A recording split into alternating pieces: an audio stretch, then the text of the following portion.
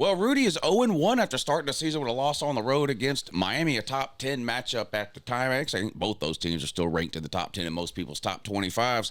And due to a weird scheduling quirk, they had a bye week in week 2, so they still have only played that one game. So Notre Dame's sitting here at 0-1 as they get ready to host Texas A&M this Saturday night in prime time. This was a great game last year, played at Texas A&M, a week 1 game last year. Notre Dame went down there and beat them, whipped them along the lines of scrimmage for 4 quarters, ran for 200 yards, and came away with the win in College Station. This year, Texas A&M making the trip to South Bend. Texas A&M's 2-0. They've played 2 lower classification schools and beat them both. I think this is going to be a close, low-scoring game, a lot like what we saw last year. I do think Notre Dame probably gets the win at home. It's about a 6.5 or a 7-point line. Notre Dame's favored by about 6.5 or 7, depending on where you look. I don't know if I'll bet this game or not, but for pick purposes, I'll take Texas A&M plus the points. I think it'll be close, maybe a 3-point game, a 4-point game, 6-point game, something like that. Maybe comes down to a field goal or a late score one way or the other, but I do think Notre Dame gets the win. You know, I was impressed in their loss on the road at Miami, and in the play of quarterback, their new quarterback, Carr, first-year starter, goes on the road. Now, Miami had a terrible defense last year, but they revamped that thing.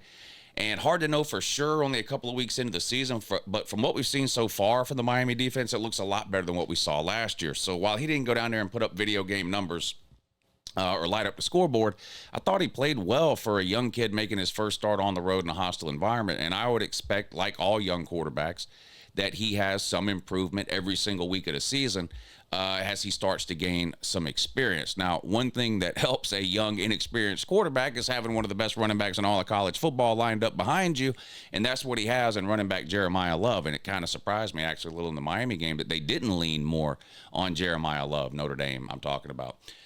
Particularly in the first half, they seemed to come out with a sort of throw-first mentality on the road against Miami. And then in the second half, when they did start to lean on Jeremiah Love a little bit more, seemed to be when they got back into that game. Remember, they ended up tying it up late in the game before losing there at the end. I would expect we see the opposite here. I think Notre Dame's going to come out and force Texas A&M to stop the run. Not that they won't throw the ball. I mean, no team just runs it every time or passes it every time. But I think it's going to be a concerted effort in the first half of this game on the part of Notre Dame to establish the run game with Jeremiah Love. They got 2 good running backs, but Jeremiah Love, I think, is one of the best players in all of college football. And I have a feeling we're going to see a lot of him in the first half. Force Texas A&M to prove to you that they can slow that down. And then if they do, okay, maybe you reevaluate and try to switch things up a little bit. Again, not that you don't trust Carr to throw the ball. You do. You went down and did it at Miami, and if he needs to do it in this game against Texas A&M, I'm sure Marcus Freeman and those coaches have the faith in him that he'll be able to do that. But Jeremiah Love is your best player. They ran for 200 yards last year in that game at Texas A&M, and I expect to see a lot more of that type of offense from Notre Dame this week at home against Texas A&M. Now, Texas A&M 2-0, two wins against a couple of nobodies.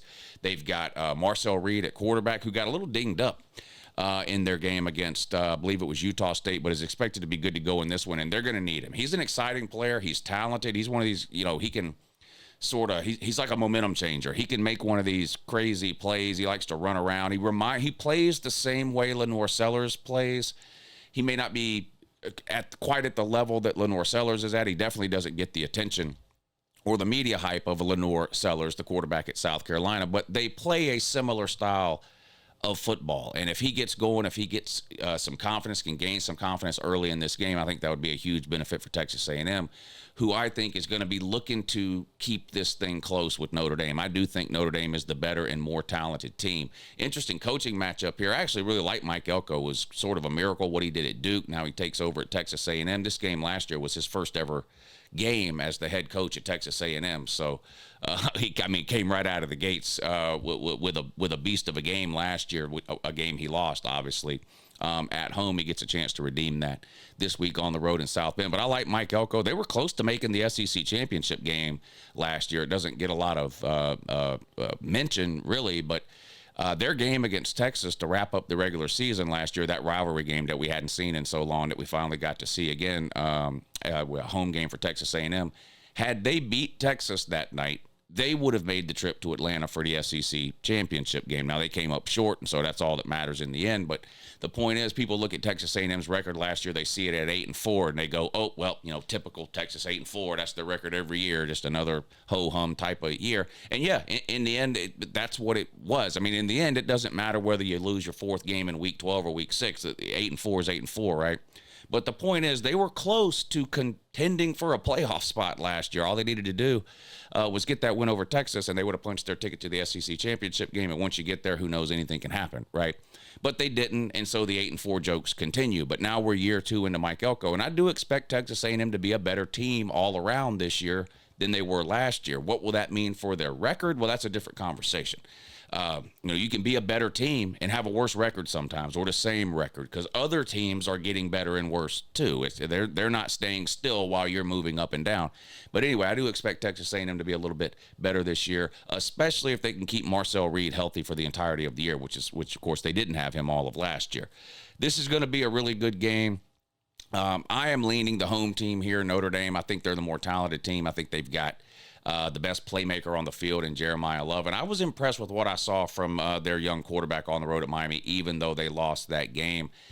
And there's no way Notre Dame can start 0-2, right? Is this a must-win game for Notre Dame? This is as close to a must-win game as you'll ever see in college football in week 3. In the age of a 12-team playoff. Now, it used to be every game you played was a must-win game, right? Because we had a BCS only involving 2 teams. Then you go to a 4-team playoff, and you really couldn't afford to lose more than 1 game. So if you had 1 loss, everything after that was a must-win game.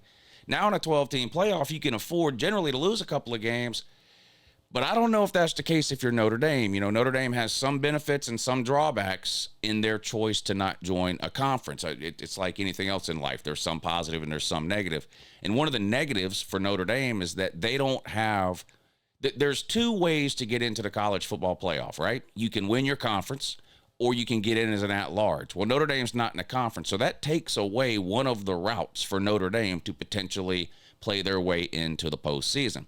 Look at a team like Clemson last year as an example. Clemson went 9-3 in the regular season. They still made the playoffs. Why?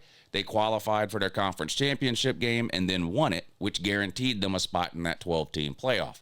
If Notre Dame goes 9-3, they're not getting in. There is no conference championship game for Notre Dame to qualify for, right? So they have to have a record and a resume strong enough to guarantee them one of those at-large bids into the 12-team playoff.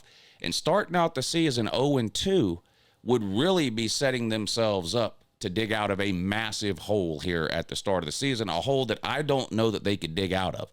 Number one, I'm not convinced that a 10-2 Notre Dame team with losses to Miami and Texas A&M to start the season would get an at-large bid at the end of the year. It's going to depend what a lot of other teams' records are, particularly around the SEC and the Big Ten. How many SEC teams are there bunched up there in the 10-2/9-3 sort of territory? And same thing in the Big Ten. And just to give you an example here, what if at the end of the year a team like Penn State is sitting there at 10-2, and Notre Dame is sitting there at 10-2, and Penn State's the 3rd best team in the Big Ten?